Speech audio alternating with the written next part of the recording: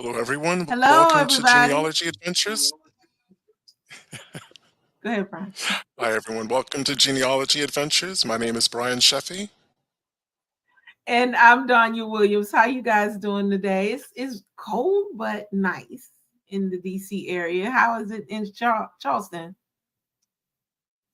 It's a little bit nippy. It's nice in the sunshine, but when you start getting into the shade, it's just a little bit nippy out there.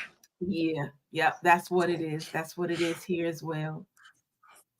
So thank you to everyone who's tuning in, no matter how you tune in or where you're tuning in.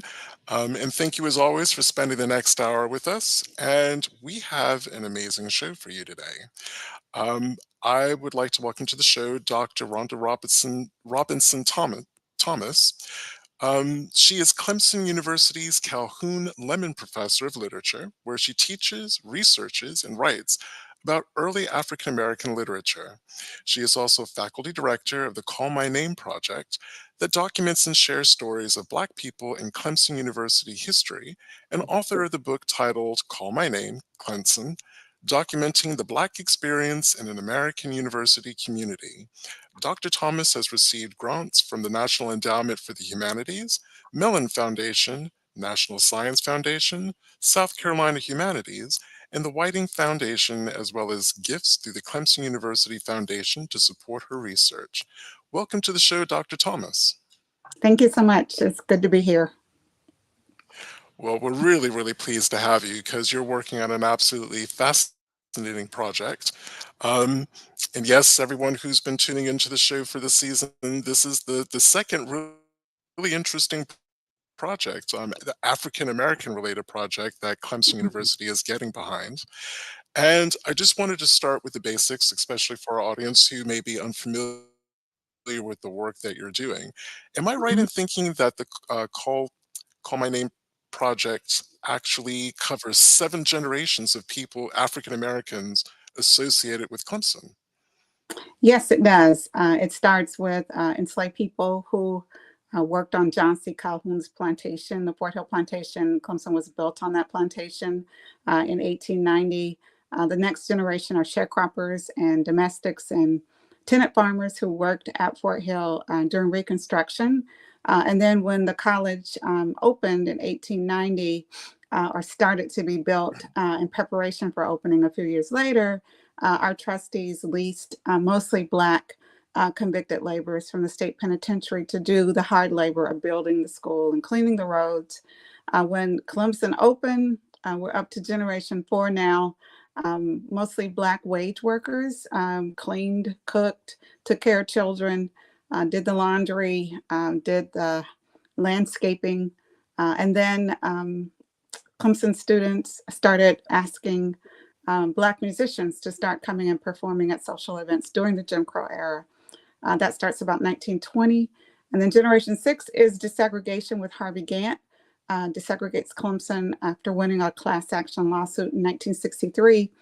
And finally, I came kind of in Generation 7. I was documenting all this history, and our students started getting involved in social activism and various art forms, and they wanted their stories documented too. So we added Generation 7. Excellent. So I just actually made the correlation. So some of the early generations of this history, they may very well be buried at the same cemetery that Donnie and I were, we interviewed one of your colleagues about a couple of weeks ago. Yes, absolutely. We believe in the cemetery on campus that enslaved people, sharecroppers, we know of about 12 to 14 convicts who died on campus while they were building the school, and they're believed to be buried in the cemetery, along with those wage workers who were living on campus and working for the college. So about 4 of the generations may be buried, members from those generations may be buried in the cemetery. So before we really get into that first generation and how you found them and documents about them, I'm really getting a sense that African American history and presence really is entwined with the earlier iterations of Clemson University. Yeah, absolutely. I mean, what I like to say is without Black folks' contributions to Clemson, the university would not exist as it is today.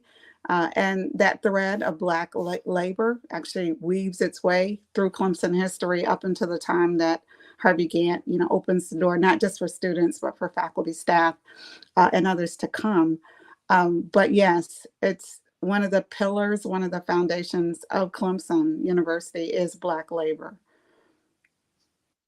Because I mean, my impression, you can correct me if I'm wrong, that really early link between African Americans and the earlier history of Clemson, that lost history. I mean, at least the university appears to be trying to make up for all that lost ground. I think so. When I first got to Clemson in 2007, I would have to say not so much. I came to Clemson as a postdoc, and that meant I didn't have a campus visit. So I literally learned about the history on my first day at work when a colleague took me to the center of campus and showed me the Plantation House and kind of announced that that was John C. Calhoun's Fort Hill Plantation. And I thought, oh my goodness, like, why didn't anybody tell me? And I naively thought, this is a university, and surely this university, right, is talking about the history of slavery and enslaved people because the house is sitting in the middle of campus. But I soon learned when my students and I went on a tour that fall, we didn't hear anything about enslavement. We didn't hear anything about enslaved people. We didn't hear anything about the system of slavery as it operated at Fort Hill.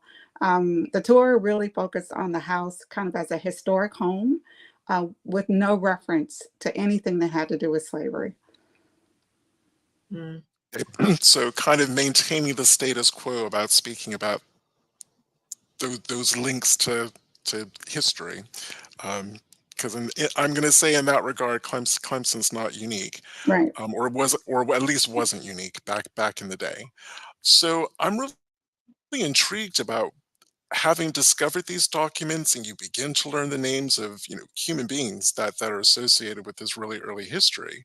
What was it that really that drew you into this project? Because it's a huge undertaking, and I don't really think that some people, when it comes to researching university ties to slavery and trying to find descendants of enslaved people, how monumental a task that actually is. So you had to have taken a deep breath. Yeah, I did. The interesting thing for me is I had no idea there were 7 generations. I knew about Harvey Gantt, and of course, I knew that there were enslaved people there. So, my first goal really was to find names of enslaved people. And so I was on a tour one day, and the docent said, "We have names. We have inventories of enslaved people in our archive." And I thought, I've been here for several months now, and this is the first time anybody had mentioned names. So I went to the archive right after class, and the first list that I saw was 50 men, women, and children who were sold with the plantation in 1854. And when I pulled that list out, I instinctively began reading the names out loud. And when I got to name 50, I paused and I said, "I will share you with the world." And for me, that was the defining moment. And I thought all I was going to be doing was documenting, right, the history of slavery and trying to find descendants and trying to bring that history back to life. And then I found the sharecropper agreements, right? And so there's the next generation. And then as I learned, someone mentioned, oh, there are about 50 convicts who helped build Clemson. No, there were hundreds. I learned after someone told me that those records didn't exist. So my curiosity got the best of me.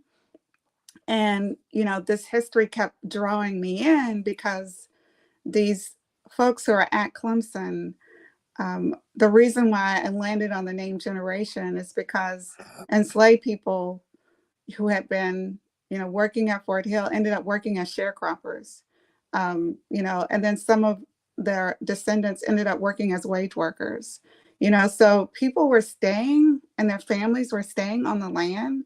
And so it wasn't, this kind of broken up narrative of all these different groups of Black people, working on the land or working at the college. They were interconnected. And then that tie of labor, that's so strong. during the antebellum period, Reconstruction, and Jim Crow era, that's the tie that binds, right? So if you're not related, it's that experience of labor that is tying them together. And for me, knitting that story together and telling me that I can't, kind of tell these separate stories, that I have to weave it into this narrative. And then it kind of climaxes with Black people being able to come and work and attend school and to, do everything a white student or a white faculty member or staff member could do at Clemson. That originally was not, right? It was not the plan. Our founder would not be happy. Thomas Green Clemson did not have that in his plans. Or for me as a Black woman, right, in the 21st century, documenting this history, I don't think he would be pleased, frankly. Well, again, research is truth. A lot of Yeah. times those truths are inconvenient, and for the researcher, doing the work can be painful. I know you're probably familiar with Shelley Murphy's work at the University of Virginia, finding its I am. descendants' work. I'm working on a specific property called Birdwood, which is now part of the Charleston campus, and be interested in getting your viewpoint. Even though I wasn't related to any of the people or families that I was researching, they actually became really important to me. And I actually started to get a vested interest and curiosity that went beyond curiosity. It's to see what actually happened to them and their descendants. Was it that way for you?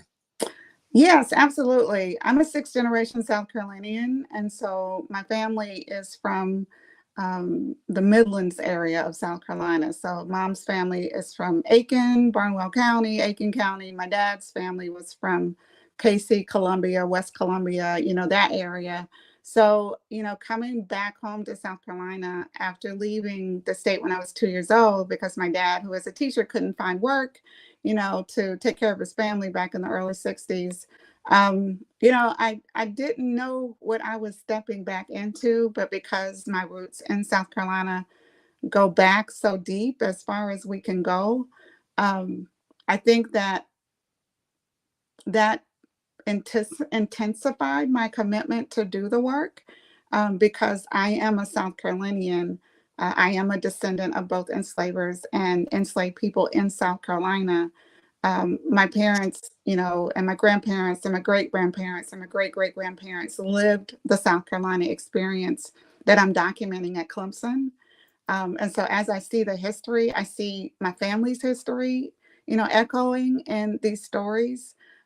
Also in doing this work, I learned that my great-great maternal grandmother, Lucretia Wanamaker Earl, was likely owned by one of Clemson's first trustees. So my Wow. personal story, becomes part of the Clemson family story through the Wanamakers, who are very prominent South Carolinians from Orangeburg district area. So, it's like, all right, the South Carolina girl coming home. I found out my university's built on a plantation. They offer me a job, tenure track, I stay. And then I start looking for enslaved people and I find my people, right? I find this big, interconnected body of Black people who share this history of slavery and its legacies in the state. How can I not care? How can I not be involved? How can I not say, I cannot stay at this university unless I try and document this history. And if I fail, at least I tried. But boy, I had no idea what I was in for and how this story just keeps growing and growing and growing. And now I'm not surprised, right? Because this is the story of America when you try and hide the history. And one of the reasons is because it's so wide and deep and it's the very foundation of our country. Right. And I'd really like to touch on the narrative side of it. As you say, trying to keep what is your practice in terms of keeping your research focused? Because I could imagine there are rabbit holes that you could fall down into, and there's tangent research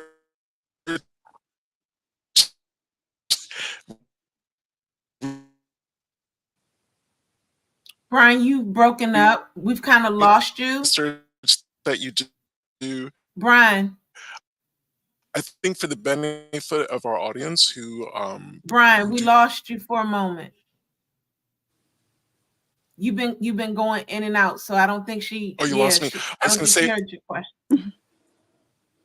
okay. Yep. Sorry, everyone. I'm broadcasting from site, so our wireless is a bit wonky at the moment. So for the benefit of our audience, how do you maintain your research discipline? Mm. Um, I think initially I just did a deep dive. I just followed, I was on the path of, just trying to like document the stories, right? I needed to know what the stories were. And so in those early years, I was just trying to amass as many primary documents as I could. So that meant going over to special collections and archives at Clemson and reading Thomas Green Clemson's papers, right? And trying to find every snippet of detail about enslaved people.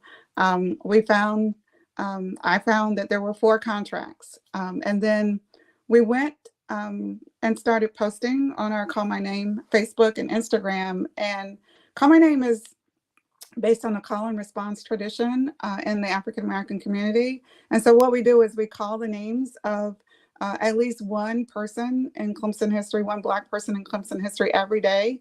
And we invite the public, right, to help us. So to help keep me from going down rabbit holes, it's like I crowdsource Call My Name. And so what we found is that descendants started contacting us.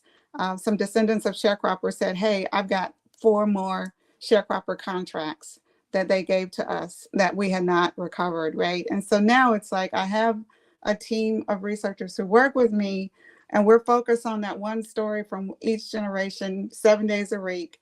And then I kind of do a deep dive. I'll say, all right, I'm going to spend some time, just looking at enslaved people or one family, and I'm going to try and trace that family.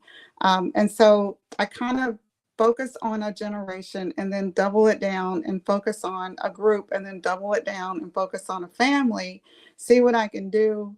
Once I hit a wall, say it's okay, choose another name or go to another generation and do it all over again. So I'm Yes, very interested in this particular project because number one, I actually have connections to John C. Calhoun. And have you found that that could be possibly the reason why you're having such a connection, finding your people wrapped into it? Because John C. Calhoun has a connection to the Aiken, Barnwell, Edgefield area, and that's where my family is from. Okay. So actually, that's where Brian and our family is from, and both of us do research. Now, I'm not into the project search the way the two of you are. I do my own family history. I have my own project search, but my project is more so about the family as a whole and just trying to bring our family together as I'm on a whole nother tangent when it comes to stuff like that. But as far as this whole thing with John C. Calhoun, I was very, very interested because for the life of me, I cannot connect to him, but yet my mom shares a lot of DNA with the Calhoun line. And I don't know where it comes from. So when I saw this Call My Name project, it really it interested it drove my interest because I don't know where why my mom is connected to him or where it's coming from. So it is believed that John C. Calhoun's oldest son, Andrew Pickens Calhoun, fathered at least one child with an enslaved woman at Fort Hill. Her name was Nellie, and the little boy's name was Andy. So we are trying to trace. Andy leaves South Carolina and moves to Maryland with Anna and her husband and daughter during the Civil War. They come back to South Carolina because of the Constitution that is formed during the Civil War for Maryland. Black folks are emancipated, and so Andy doesn't come back to South Carolina. So that is one thread that you might trace. That is one thing that is pretty accepted, that Andrew, fathered at least one child. That child was kind of kept close to the Calhouns in ways that other children were not. Got access to certain things like traveling to Maryland with, Floride and her mother and dad, when others had to stay back home on the plantation. So I would say that's one tip. I would say, one lead that you might go down that path and see if there is a connection through Andrew, the eldest son of John and Floride Calhoun. Okay. Well, I was going to say, yeah, Floride, you just dropped a classic Calhoun name Yeah, right there. every generation. Yeah, that I've noticed. I've definitely seen all of those different things. My biggest issue is just actually connecting my mother directly to him and where that connection is and why she has it. I think it's more like on the 4th to 6th cousin line that she's having all of this DNA match to the Calhoun line. I just don't know why. Like, because everything from my mom is right there in South Carolina, and yet her stuff goes into Maryland. She's Virginia. She's everywhere. The names are everywhere. But for my mom, just like your family, she begins in South Carolina. Great, great, great, great, great, great. Everything is just right there. The beginnings is right there in South Carolina, and yet she can connect to Louisiana, Alabama, Mississippi. She connects to the 272 Georgetown Project. She's all over the place. But why? When everything is right in the beginning of Edgefield, in the beginning of the 96th district, like you and I are probably cousins, and we might be, but but we don't know. I don't doubt it. That's because a lot of these. Go ahead, Brian.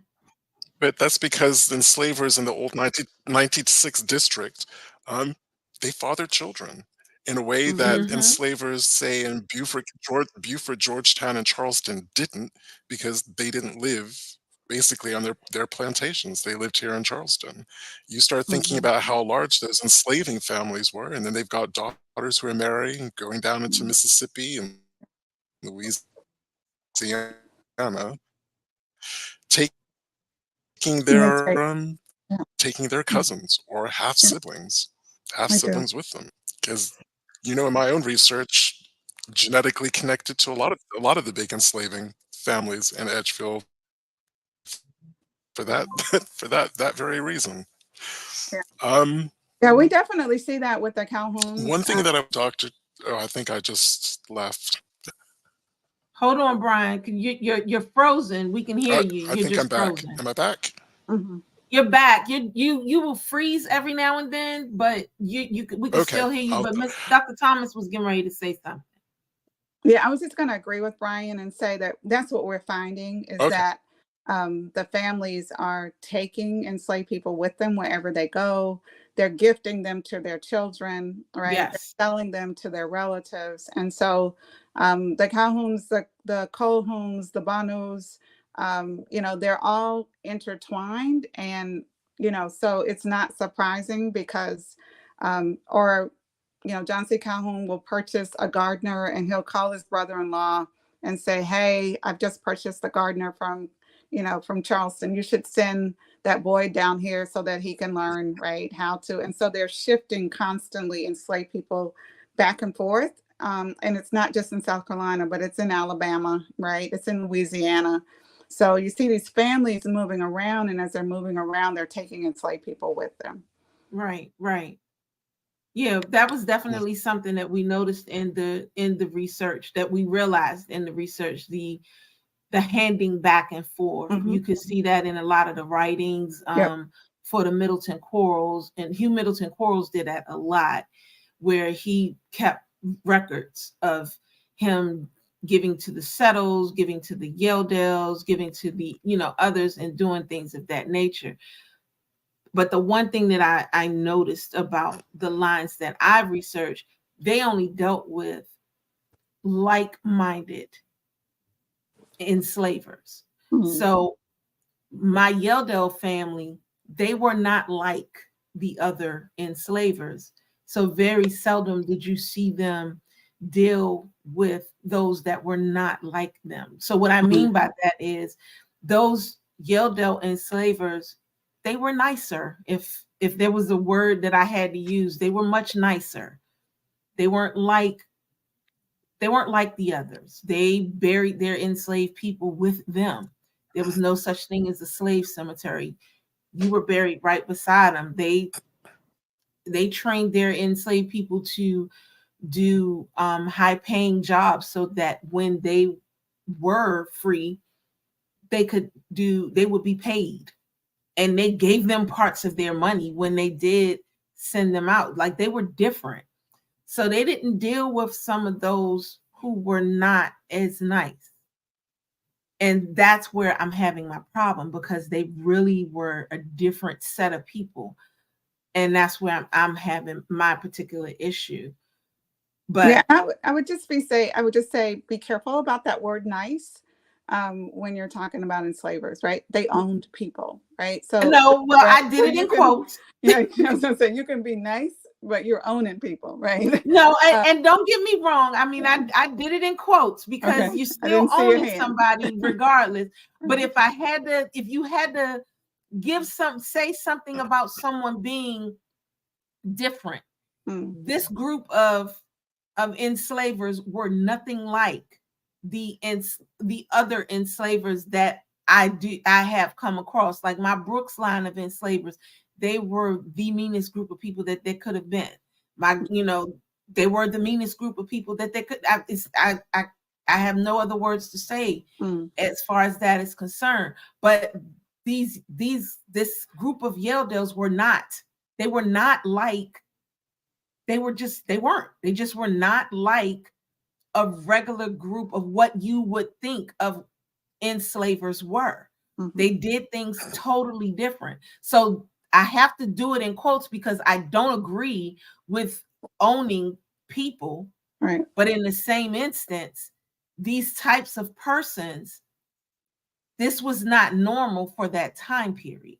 The way that they were was definitely not normal for that time period. And I would just say, I think that there's a stereotypical, image of the enslaver, right? And it's this Most person, definitely. right, who's whipping and raping, and and I think that if once you study the system, you see how complicated it is, right? That when I talk to my students, they think every enslaved person worked on a cotton field. That's right. That's the stereotype. They don't know about the artisans or the domestics or people who are working in a rice field or an indigo field, or all these different kinds of labor that you do. Or there's a story about an enslaved person down in the Delta, and the title of the story was that the slave who was almost free, right? So they lived in a beautiful house.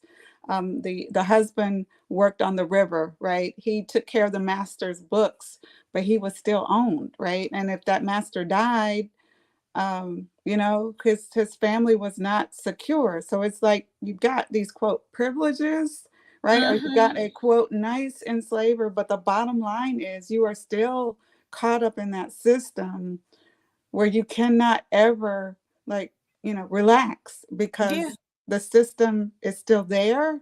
Or even enslaved people who get buried. I think about that you don't even get to choose your burial place, that this master wants you buried by them, right? Even in death, you don't get a right to be buried with your family. You have to be buried with the master and the mistress, even in death, right? You never, ever can break that yoke to that quote nice master or mistress. They still want control of your body, even in death.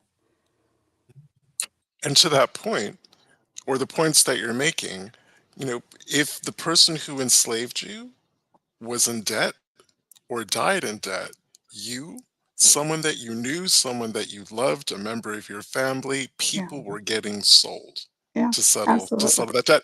And you mentioned that in terms of Calhoun and the plantation at Clemson. And the other thing that I just wanted to say really quickly before going back to the Clemson records, Dr. Thomas, was the thing that really frustrates me, and it frustrates Donnie, and we've mentioned it on the show previously, is because this country cannot have an honest conversation about slavery.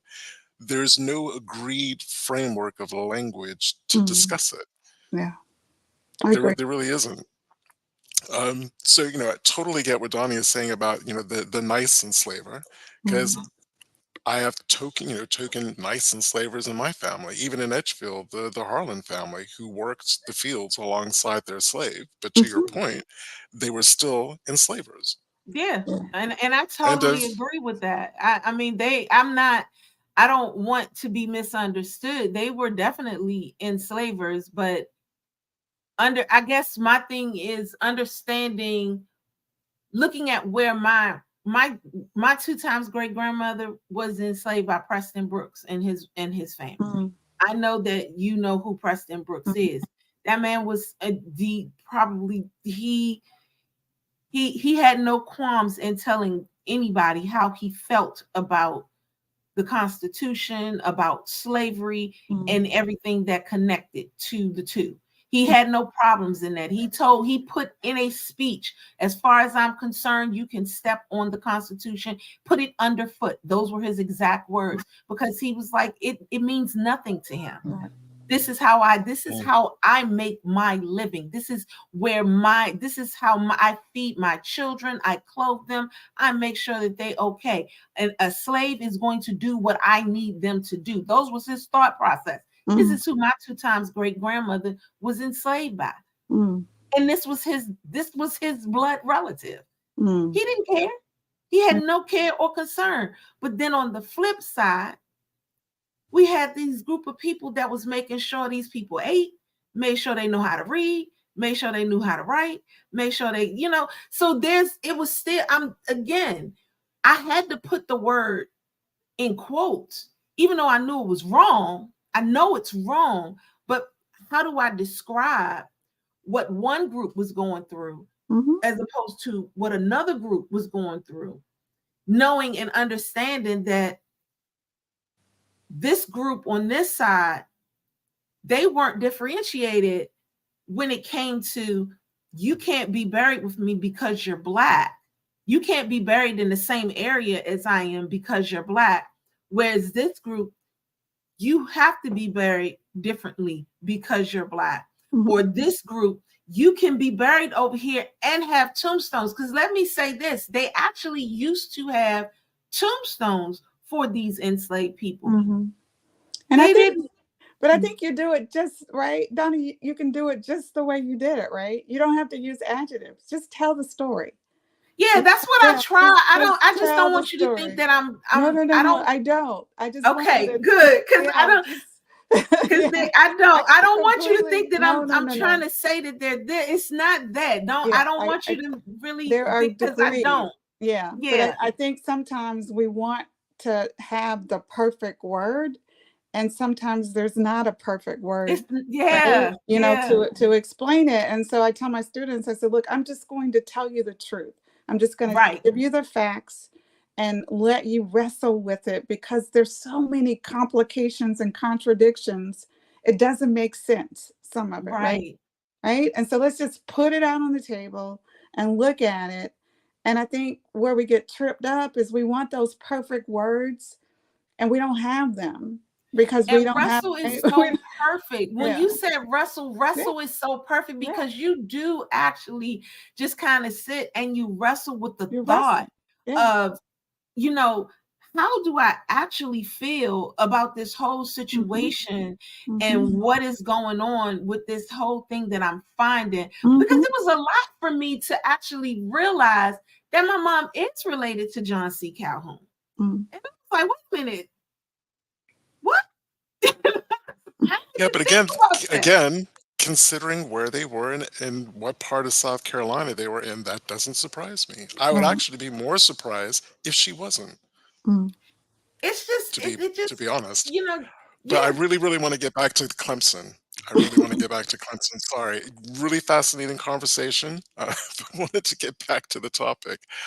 Um, One thing that Donnie and I continually come across, and I get it even here in the museum, is speaking to kind of newish genealogists up to Mm. intermediate. They'll say that they've exhausted all the records, and you ask them where they searched, and they just say ancestry. And Donnie and I will say, well, where else have you researched? No, just ancestry. Mm. Can you talk? Because I get the sense that you did online research, that you went on site, meaning you Mm. had to travel. Can you give our audience an idea of all the different places that you had to go to, both online and offline, to gather the history of these people? Hmm. Yeah. So my search actually starts in the house. So and I think of Clemson as a big archive. You know that our campus was first the home of Native Americans before the plantation era. So I often will say I'm walking in the footsteps of enslaved people and sharecroppers and convicts, you know, every single day that I'm on campus. So the campus was my archive, right? Like, what could the actual campus tell me? So we have the Fort Hill Plantation House. We have buildings that were built by the convicted laborers. We have a cemetery where we have at least 4 generations of Black folks buried, right? We have maps that, you know, help me to layer that history and know where things were. So the maps came a lot later. And then our archive. So we have an archive on campus that has historical records associated with the Calhouns and the Clemsons and their extended family. So I went there next and started looking at the papers of the Calhouns and the Clemsons. And then I'm also dipping online, Ancestry, Family Search, you know, checking back constantly because, you know, now they are digitizing records like crazy where you don't have to go so many places.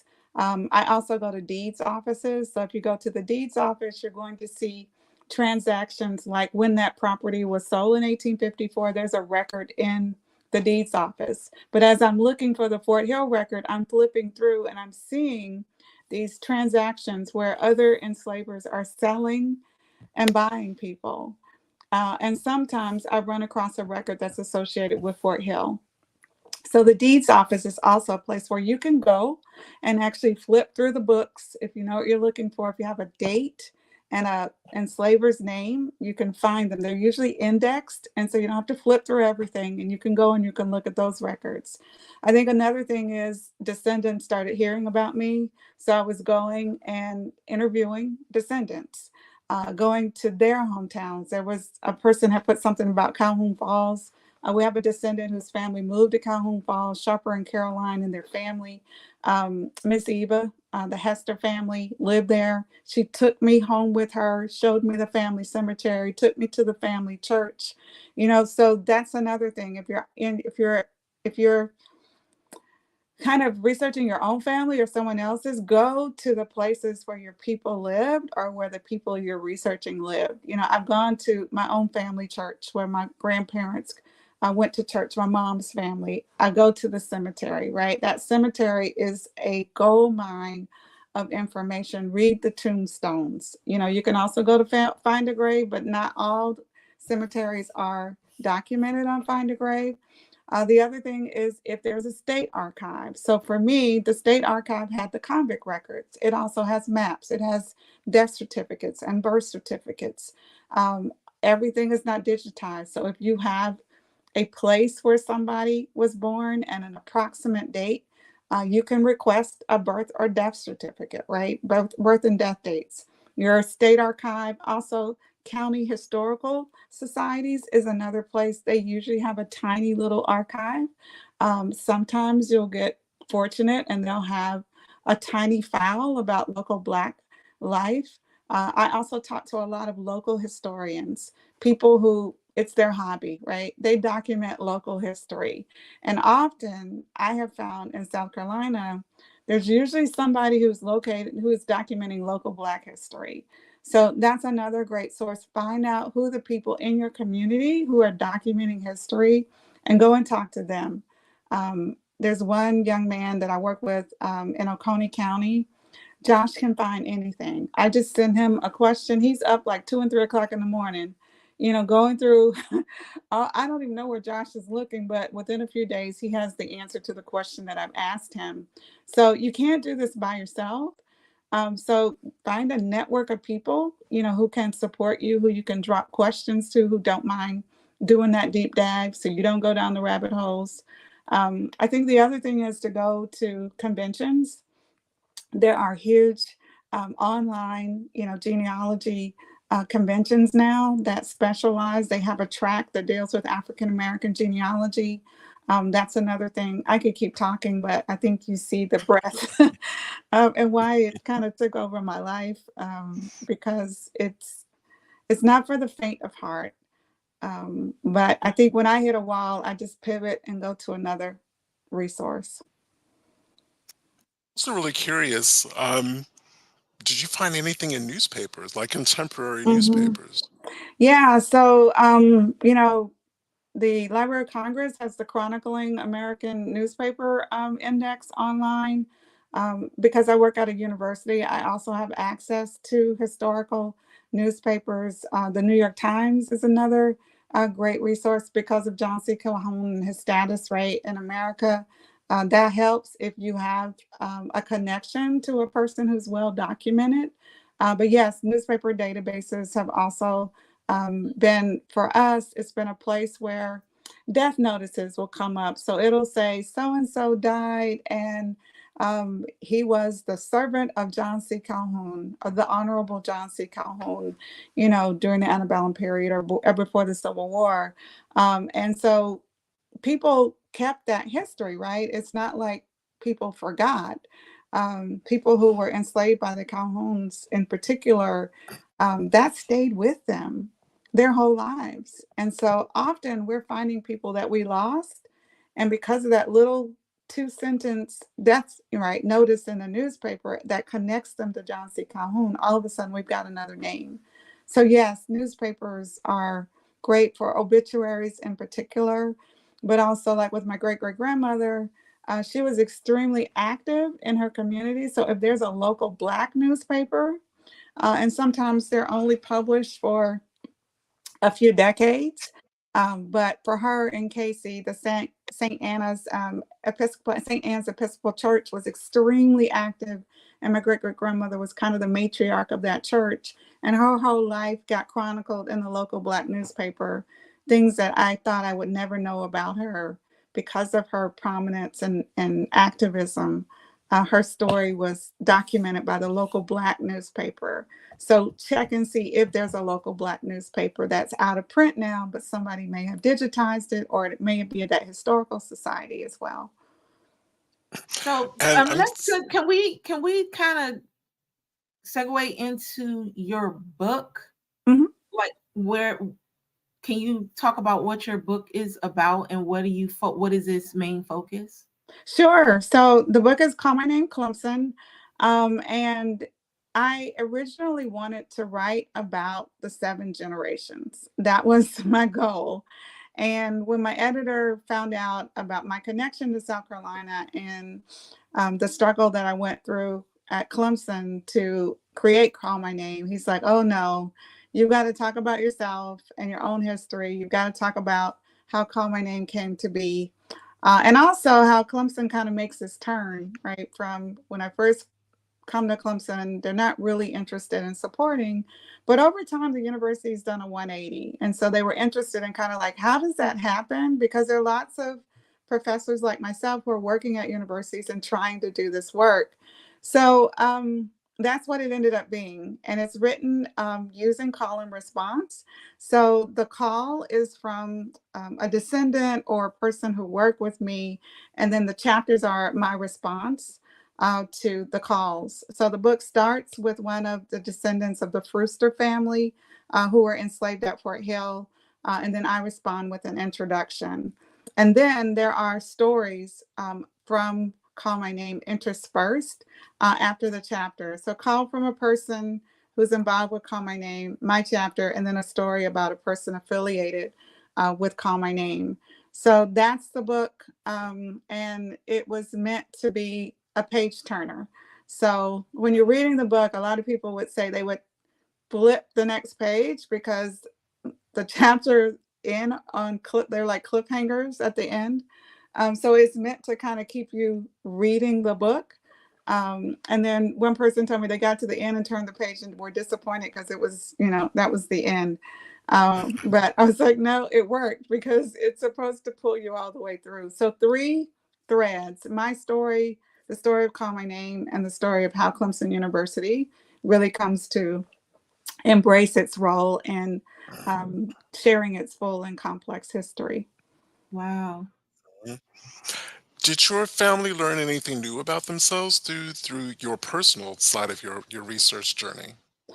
Oh yeah, the Wanamaker connection was huge because I grew up knowing her as Lucretia Earl. That's my grandmother's birth name. Was Earl, and Earl was the huge, family, Earle, the Earls with the extra E on their name in South Carolina. So I realized I didn't know Lucretia's birth name.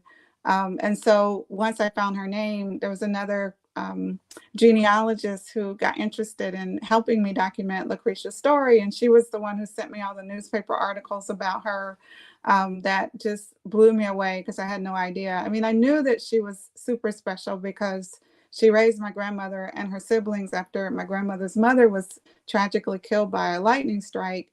But I did not really know, right, who Lucretia was as kind of this incredible force in the community. I also have learned more about my mother's mother over in Aiken.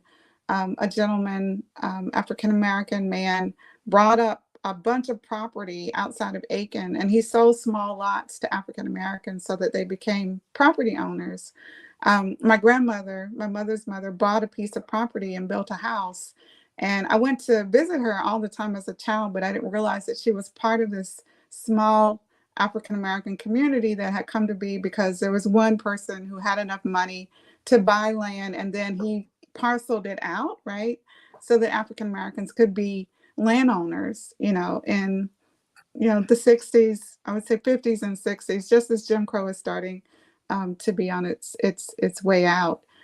So yes, I keep learning things about my own family, and as I learn more about South Carolina, it also is helping me, to learn more about, well, my grandmother was alive when there was a governor who said not one penny will go to the education of Black children in the state, right? 1910 when my grandmother was born. So I'm thinking of Thelma Earl being born the year the governor says she will not have an education provided for, right? Public education provided for in the state, which helps to understand why she only had about a third grade education, right? So it was like, oh, that's why she wasn't able to go to school, or, so it's like as I'm historicizing, the work, I am learning more about the experience of my family, growing up in South Carolina. Ben Tillman did everything he could to force all of them to leave. And my family, for the most part, stayed. And I wanted to know why. And so now I have a better understanding of why they stayed, but also what they faced when they decided to stay put in South Carolina. Which meant they were some tough and resilient people. Yeah. Yes, we were. That And area was something else. the state was something else. Yeah. Um, I was going to say for the budding authors out there, there's this thing called academic distance, where academics, we can take a step back from writing about painful or traumatic subjects. Not easy when when you're actually writing about your own family history, or when you become really attached to a group of people you're researching. What kind of a challenge was that for you, Dr. Thomas? I think people often ask me that question, and I tell them that I allow myself to fully experience whatever I'm feeling.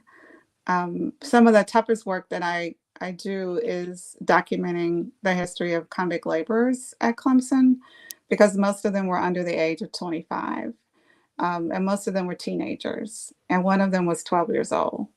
Who was assigned to work at Clemson. And we're still trying to figure out if he actually worked there, but he's on the list, right? There's a 12-year-old from Abbeville, South Carolina. And I didn't know this. I'm seeing names, and then when I get to the archive and I see the demographic, details. And so I cry a lot. And I think you have to cry. I think it's good to cry. Because if you hold it in and try and be tough and strong and say, okay, I'm a researcher, or this is just history. No, it's a human experience full of joy and sadness and anger and frustration. Sometimes I'm really angry when I read these stories. Sometimes I'm rooting for the escapees, when they get out and they're not caught, I have to admit, yes, I'm happy because I know the system that put them in the penitentiary. So if one escapes, then that's a win. Because I know that corrupt system, that he should never have been in that system. So I just allow myself to fully experience whatever emotion I'm feeling. I think also it's good to step away, that I don't do this full time. I do, fortunately, I am connected with a group now where I get to go and write for 2 weeks. But the way it's set up is that it's total immersion and it's out in the country. So I write for a few hours, I go for a walk, I eat really good food, right? And so I'm not like hunkered over my computer for 8 hours. They understand the need, to take a break, to get out, take a walk, to eat really good food, to be in a beautiful setting. So I think just pacing yourself, um, experiencing the emotions that are going to come with the work, taking a break. But the thing that keeps me going is I have to honor these people. I mean, they literally made it possible for me to be at Clemson. I can't not do this work. And so when it gets really hard, I think about 12-year-old Simon, or I think about Issy having to take care of Cornelia, the Calhoun's daughter who lost her ability to hear and walk, right? I think about the children especially, are what will drive me and energize me, because I'm like, I owe it to you, Issy. I owe it to you, Simon.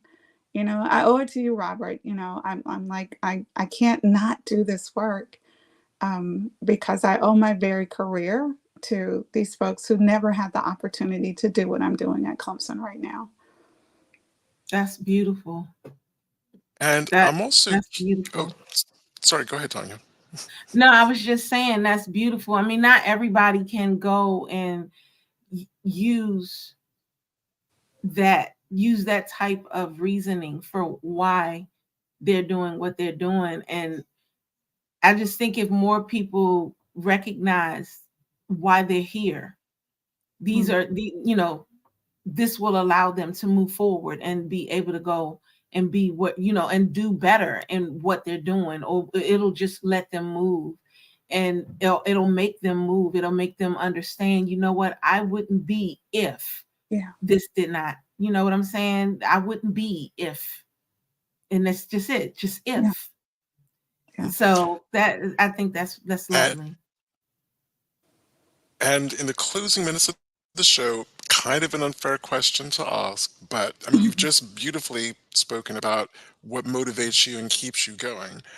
I don't know if you've been challenged or if your research has been challenged, but if you were to be, if someone were to say, why are these stories important? Slavery was forever ago. What would be your Mhm. response? Why are these stories and histories important? I've been asked that question a lot, you might imagine. So I often start by saying the history of slavery is written on my skin.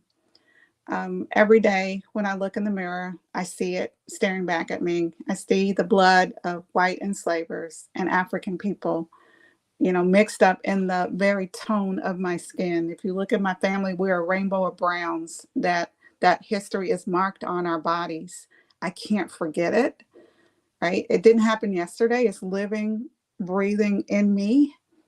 And if I dishonor that history, right? If I dishonor that legacy of my great great grandmother Lucretia, who was enslaved in South Carolina, right? I can't forget about that, because my body is like Lucretia. If you put a photograph of her beside me, I look like Lucretia, right?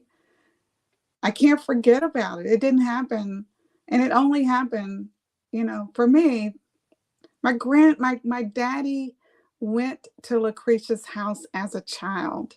My father stood in the house of a woman who had been a slave. She raised my grandmother, my beloved other mother. Lucretia raised her. This is not something that happened centuries ago, right? I know people who knew enslaved people. And so for me, if we forget, right, we pick and choose the parts of history that we don't want to remember, we will never be whole, right? We will never be whole unless we face all of our past and learn from it. That's right. Right? That's We can't absolutely pick and right. choose what makes you feel good or uncomfortable. I say run into the discomfort, figure out why it's making you uncomfortable, and then learn from it. That's And right. teach your children to do that. Teach your children not to run away from, but into discomfort. Because that's how you become whole. That's how you become this global citizen that Clemson talks about, right? You look at the conflict around the world, part of it is because we haven't, right, fully looked, talked, worked it out, learned from. So we keep repeating the same mistakes over and over again.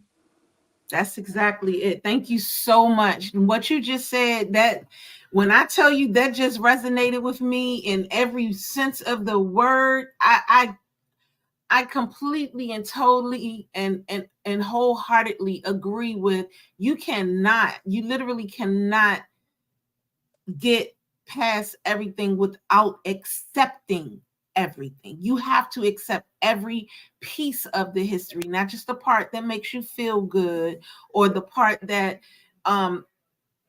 that relates directly to you, because there's even parts that relate directly to you that you don't want to have, that you don't want to claim. Right. You can't do that. You cannot do that. It's impossible. It's literally impossible. So thank you so much for saying that. That means everything to me. That was a beautiful and powerful way to end the show. And I'm just going to repeat something that I said to someone yesterday. History is not a fast food experience. No, it's isn't. Yeah. And it doesn't deserve to be treated that way. Oh yeah. I love that. I'm going to remember that. Thank you for that.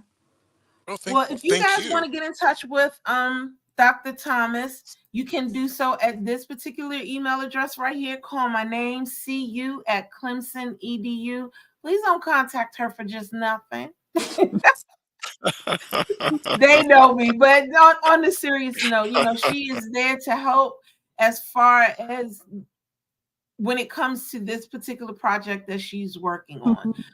We thank you guys so much for being with us today. Next week, we will have, and Brian can talk more into this, Whitney Day from the IAAM. Brian, you want to go into what Whitney does real quick? Yeah, because reference librarians don't really get any love, and she's literally setting up a reference library from scratch. So I thought it would be a great way to have a peek behind that profession. Yep. So thank you so much again, Dr. Thomas. You have really just enlightened. Your voice is so calming. It's just so calming. It helps. This is the real deal. I'm like this. Ask anybody at Clemson. They're like, we love the way you walk into a room and you're just so calm and you calm everybody. And I said, it's so calming. It's in the blood. Thank you so much.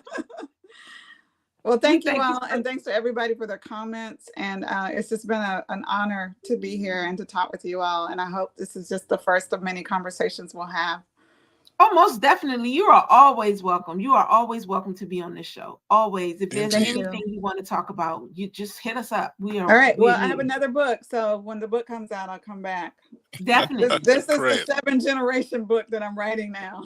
Definitely. Oh, definitely. Awesome.